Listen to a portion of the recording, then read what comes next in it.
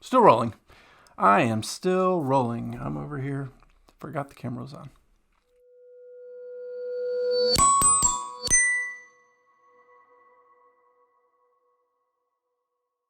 Hello friends, I'm Brian, and this is Gizmo Board Games. Today I am reviewing the game Small World, a game by Felipe Kiertz. I'm probably butchering that, but Felipe Kiertz, and published by Days of Wonder. This game came out in 2009, I believe, so it's been around for quite a while. I've got a few of the expansions added in, and I would not mind getting a few more. Not to mention this fancy little tray here you might see in the overhead. I purchased separately. It does not come with the game. That said, this is a game that plays 2 to 5 players, and it's an area control game. Lots of head-to-head battles. It's a fight it out amongst your friends without a bunch of complexity and almost no randomness, which means I kind of like it. I don't like it enough to include it in my top 50 games of all time list, which you might have seen recently if you're watching this as it's published. But it's pretty close to making the top 50, and maybe with a few more plays, could push it in the future. But that's a little bit of spoiler on my final thoughts. Let's go ahead and take a look at how it's played before we get into my Gizmo rating scale, and I discuss things a little bit further. So let's go ahead and pop down into the overhead view and check it out. All right, so here you have me set up for a 2-player game, or I have you set up. You don't have me anything. You're just watching me. I have it set up for a 2-player game. We're using the number 2 map. It comes 2 dual-sided boards for 2, 3 on the other side, and then it's got a bigger map for 4 and 5 players. So there's variability already built into that, and they were ready for you to play with 2 to 5 players. On the board also, there's these little overlays on the mountains, and these Lost Tribe tokens on spots they go at, just to kind of add some people to the board before you start. The game, in a 2-player game, is going to be played through the course of 10 rounds. Each player will go once per round, and then we'll see who has accumulated the most wealth here. So I've got one player set up to my left, and the other player, me, I guess, to the right.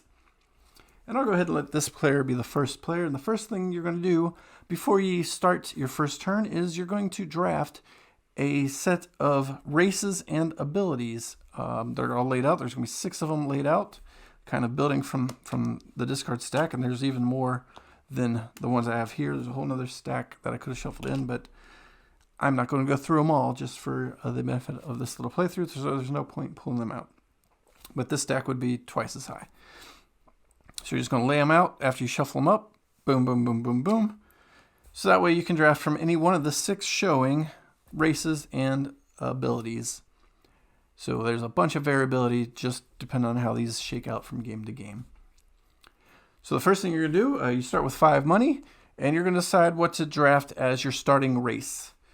And in order to do that, you're just going to come over here. The first one would be free, but if you want to take any past the first one, you're going to go ahead and place one of your coins on each one, working your way down the line until you get what you might want. I'm going to go ahead and say this player just wants to go ahead and take these diplomatic elves. In a 2-player game, diplomatic is super, super powerful. Let me get a better look here. So they're going to go ahead and take diplomatic elves, and they're going to get 11. So 5 for the diplomat card and 6 for the elves card. They're going to take 11 elves. I've got those kind of set out already. Oops, I should put this where you can see it. Right there. They're the diplomatic elves. Hopefully that's good. And we're going to count out 11 of these. 3, 5, 6, 7, 8, 9, 10, 11. It's all of them. I should have known that. 5 is the most number you can get. So they're going to get 5 diplomatic elves. The next thing they're going to do, well, I should say this would slide up at that time too and fill in with the new one, so the next player would have their choice of 6 again. But the first thing they're going to do is enter the board from any of the edge tiles that isn't water. And in order to enter any space on the board, this is true for the whole game, you're going to need 2 to go in it, plus 1 for each cardboard that's already in there. That's the simplest way to remember it. 2 to go into any space, and then add one more for each piece of cardboard that's in the space already, to include these starting mountain tiles and any other special tiles that might come out in the future, such as these Lost Tribe tiles too. So if they enter here, it just costs 2. There's nothing in there. Now maybe they want to go ahead and take over this land. They're going to need 2 again to enter it, and then 1 more, and they're going to take over for the Lost Tribes, and those guys are just going to go away. So now they've got 2 lands. They got some more people. Maybe they'll kick out these Lost Tribes here. So again, 2 to enter, and then the third one to take over the Lost Tribe. And then maybe they want to expand into here. Cost 2. There was no cardboard there. And then maybe they're going to try to take this mountain with their last elf. So they couldn't take this right away because they would need 3 to go in there. Again, 2 to enter, and then 1 for the piece of cardboard that's already in there. But on your last action, you can roll this die to add reinforcements to it. So if I roll a 2 or a 3 on this die, they can keep this as a claimed territory as well. So let me roll that. 1, they do not. So this is just going to fall back as a reinforcement. Now they have their reinforcement phase where they can rearrange any of their people as they like to any of the areas they've conquered. So maybe they want to do that as their defenses. The next thing they'll do is add up the points. You're going to get 1 point for each zone you're in. So 1, 2, 3, 4, plus any other additional options you might get. So the elves, yeah, they have the unique ability. Usually when you get conquered by one of your opponents, you're going to put you're going to put 1 back into the box and then take the rest back in hand until the end of their turn. But with the elves, they get to keep them all. So none of them have to go back to the box. So they can keep all 11 of their elves out through the whole game. So that's very powerful because Diplomat is also a pretty powerful ability where they can pick any one person they didn't attack this turn and become immune basically to attacks from that player. And in a 2-player game, they would probably pick the other player who they did not attack this time. So they're saying, hey, I'm not allowed to attack them on my turn now because they didn't attack me. And that would be the end of their turn. They would have scored 4 points, so we would give them 3 and 4 point coins. And normally these are going to be face down, so that way they're all the same on the back. That way nobody knows what you've really got, because the whole idea is to have the most points at the end of the game. Now my turn, I will do the same thing they did to start their turn. And I'm going to go for these Spirit Priestesses. So I got to pay 1 to the Halflings, and then I'll just take the Spirit Priestesses as my race. Again, sliding those up. Bringing out the new one. And then I will find 5. I'm bad at this part right here. I didn't set up my green screen. I apologize. 5 plus 4. So I'm going to get 9 Priestess tokens, which should be all of them again because of the 5 on the Spirit. And then I would start my turn the same way, coming in off the end, keeping in mind that I cannot attack these elves. So maybe I'll just start from the other side of the board. So I'll go ahead and start here. So 2 to place.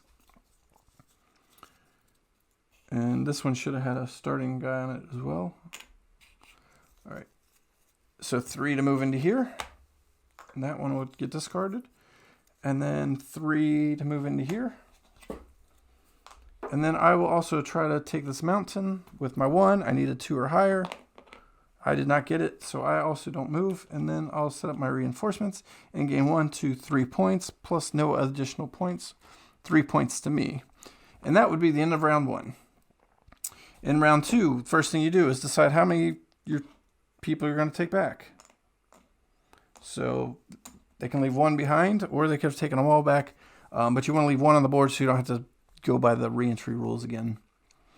And now they can take this mountain they were looking at before, and then maybe they'll go ahead and take over this nomad land there. And then they need 2 to go there, so I need to roll 1 or better. And they've got it, so they can stay there. Then they'll get 1, 2, 3, 4, 5, 6, 7 coins. So 5, and I'm dropping things all over. 2. And they didn't attack me, so they can claim diplomatic immunity from me. And so they don't even have to worry about redistributing their defenses, but that's something you would normally do in the game, is try to bolster up your edges to make it a little harder for others to come and get you. All right, on my turn, I think I'm going to go ahead and take these back. I can't attack the elf, So I'll spread out here and here for that one, and then I'll try to take that mountain, I guess, hoping I roll a 2. Well, that was a bad roll. Let me re-roll, but 3 anyway. So I get to keep the mountain. I would move my defenses probably along here, closer to where they're at. And then that would be, and then my turn, I would get 1, 2, 3, 4, 5, 6 points. Add that to my collection, and we'd move on to turn 3. Now on their turn, they could pick up any one of these. Maybe this time they want to attack me just for show. So they need 3, and then I'm gone. 1 goes back in hand, 1 goes back in the box. And I get to redeploy that at the end of their turn. In a multiplayer game, that matters more than in a 2-player game, because 2-player game, I'll just pick up whatever I want anyway. But in a multiplayer game, I'd put this out to defend against the next player's turn. And then I'm going to have them attack me again. So they would need 2, 3, 4. So they need to roll 3 or better now. They did not, so they'll just go back on the defensive. Because they attacked me, they can't be diplomatic immune to me. But they're going to get 1, 2, 3, 4, 5, 6, 7, 8 points.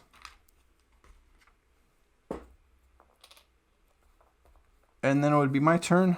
Well, I would have been able to put defenses out again. On my turn, I'm going to show you the one thing that you can also do on your turn, just to move on with this coverage real quick. Instead of taking my action, I could choose to go into decline, and that is to flip them over to the reverse side, the gray side.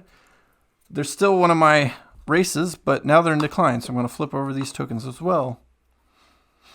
And now they act just like if they were an active race, so I'll still get points for them. 1, 2, 3, 4, 5. But priestesses give me an extra 1 for being in decline, so I would get 6. My spirits also let me have 2. I'm real bad at this camera right now. Let me have 2 in decline at once. Normally in a normal game, you can only have 1 race in decline. If you put a second one in decline, your first one just gets clear off the board. Another thing the priestesses do is they all congregate into one spot when they're in decline. So I actually messed that up. So I would have actually stacked them all there, for example. And then you get 1 point. So my points are right. You get 1 point for each one that's in there. So actually I would have to give 1 back. That's how they work. So now somebody would have to knock out my whole tower for me to stop losing points with my priestesses.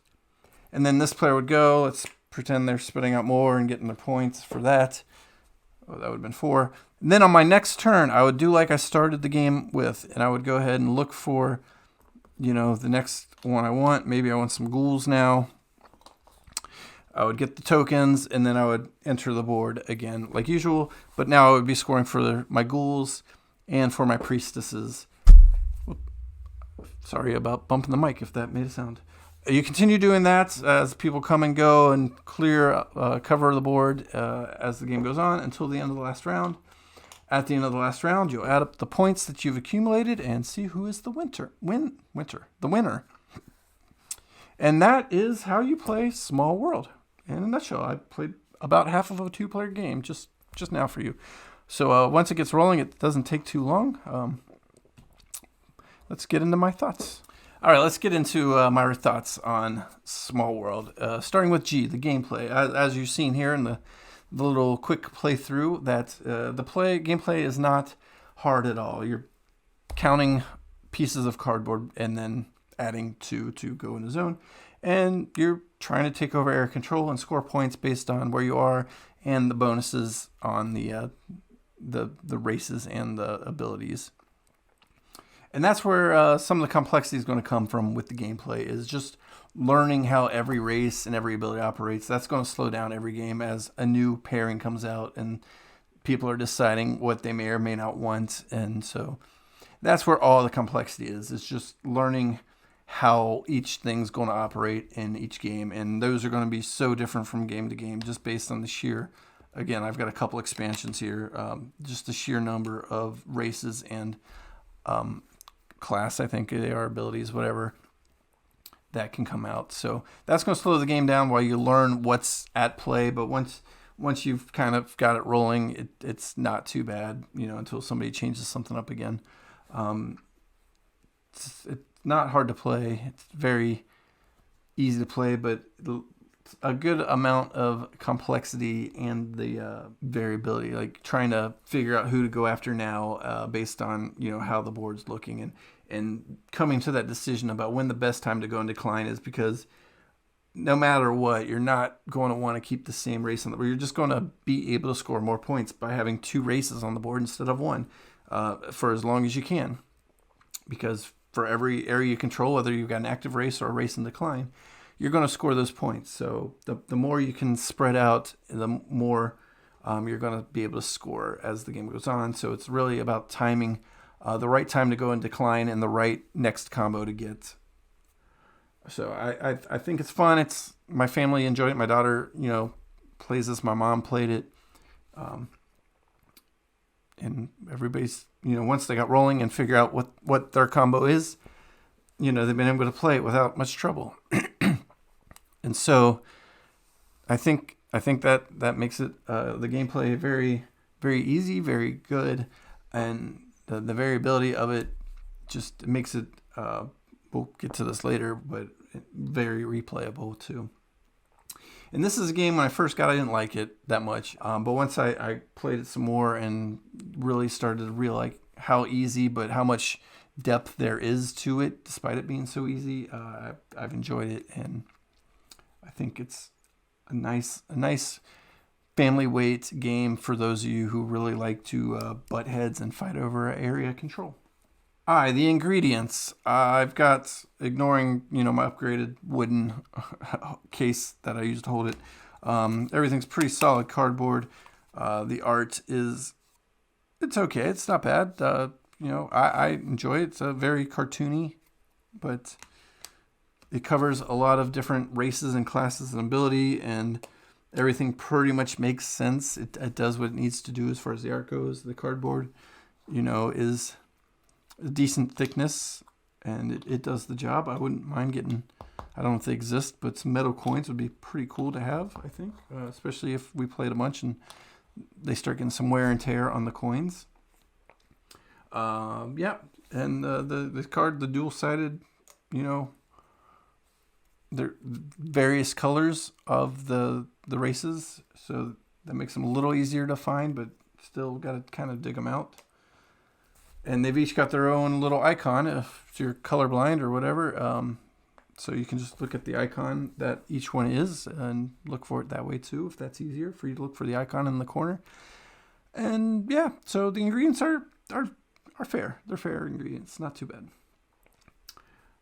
Z, is it easy to play? I kind of covered this before, but yes, it's very easy to play if you can do simple math and take the time to learn what the combos are happening. That's where like the complexity comes from. I mentioned that before, is just knowing what everybody is able to do and what the new ones you might be looking at are able to do, and how they could help you or hurt your opponents or whatever the case is.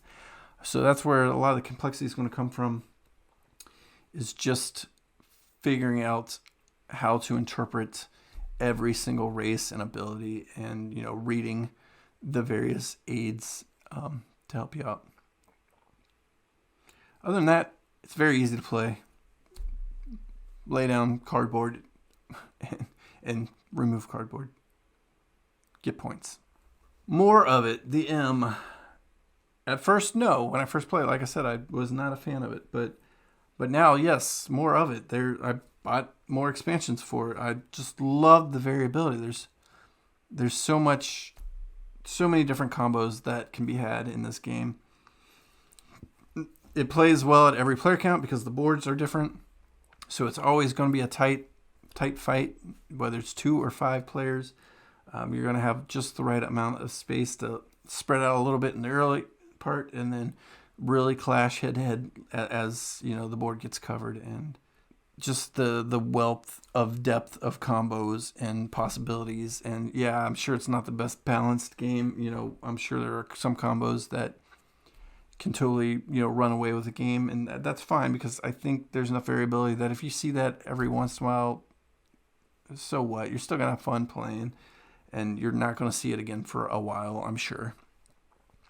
So I think has a lot of replayability, more of it for sure. I really have enjoyed this one for a lightweight family style conflict area management game. Originality. Oh, I think it is pretty original.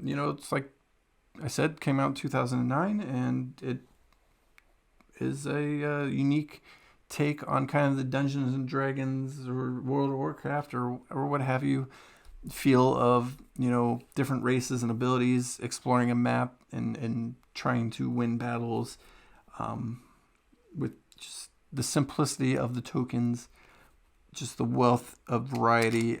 There hasn't been, I don't think, much before this came out that was like it. And there's not a whole lot, I don't think, at least that I've seen since like it, that plays this easy for an area control board manipulation game with just this much variety of things without the extra super learning every new little thing.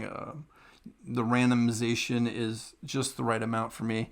Your randomization is going to come out and just the shuffle here, and everybody's dealing with that, or the die roll. But even then, like at worst, you're just not going to get the one spot you're trying for, and you got one extra defense somewhere else because of it. So I'm okay with the random dice roll in this one as well, because it's not going to hurt things too much anyway. It has a spinoff, the World of Warcraft Small World. I have that, and we've played that one too. I think I like the base one better, although I do like the Islands adventure aspect of the other one. And if you like World of Warcraft, then maybe check that one out instead of this one. I don't know if there are other variations. There very well may be. Those are the only two I know about. So yeah, I think it's decently original and good fun. And that takes me into my final thoughts, that this is a game that I warmed up on for sure. I think it plays fun. I enjoy getting this out. It's not hard to teach other than figuring out the combos in the beginning. But once those get rolling and everybody knows what's going on the board, like, it's no big deal. And the only complexity is trying to figure out who you want to attack and when to go into decline, and trying to explain that to people that you do want to go into decline. Like, I know a lot of people just want to push as far as they can, but that's not usually in your best interest. All that being said, I gave this one a 4 out of 5 gizmos and 7.9 at Board Game Geek, and I just really enjoy this one. I look forward to playing it when I can. I don't mind introducing it to especially newer gamers who are used to kind of the concept of fight for land. Like, that's a very easy concept to understand, that you just want to go out and attack the other players and get as much land as you can, because that's points and money, or whatever you want to call these chits. So yeah, it's an easy concept to grasp, other than getting around the combos. And there's a helper aids that everybody can look at whenever they're looking into that anyway. I've really enjoyed Small World and Small World of Warcraft. And if you like this video, please give me the thumbs up. Subscribe below if you haven't. I bring out new content at least once a week, and one or more reviews at least once a month. Whether it's an old game such as this one, or a brand new game such as this one here. I hope to see you again. Leave a comment below if you like Small World or Small World Warcraft, or you hate it. Whatever. It's good for the algorithm if you're interacting with me. Let me know what you think, and I will see you next time. Thanks for watching. Bye.